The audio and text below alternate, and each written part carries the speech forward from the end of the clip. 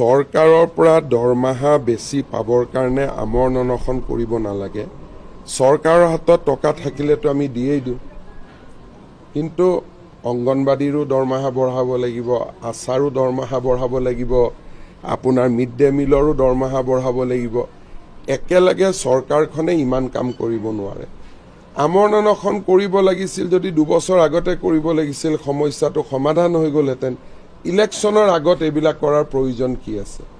তথাপিতো মই শিক্ষামন্ত্ৰীক কৈছোঁ যে দৰমহা যদি কিছু বঢ়াব পৰা স্কোপ আছে বঢ়াই দিব, কিন্তু ইলেকশ্যনৰ সময়ত যিসকলে আন্দোলন কৰে সেই আন্দোলনবিলাক জেনুইন নহয়। যদি ভোক লাগিছিল তো 5 বছৰে ভোক লাগি আছিল। গতিকে আজিৰ দিনত মোক ক'লে মই কি কৰিব পাৰোঁ? বাজেট হৈয়ে গ'ল যোৱা মাৰ্চতে। যদি আন্দোলন কৰিব লাগিছিল যোৱা বছৰ বাজেটৰ আগতে কৰিব লাগিছিল। আজিৰ দিনত মই এটা কি কৰিব পাৰোঁ?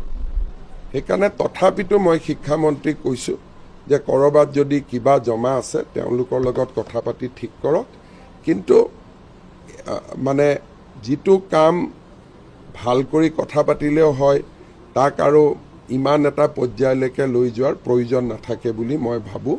আৰু মই ভাবোঁ যে তেওঁলোকে শিক্ষামন্ত্ৰীৰ লগত কথা পাতিব লাগে। ময়ো শিক্ষামন্ত্ৰীক কৈ দিম, কথা বতৰা পাতি ল'ম।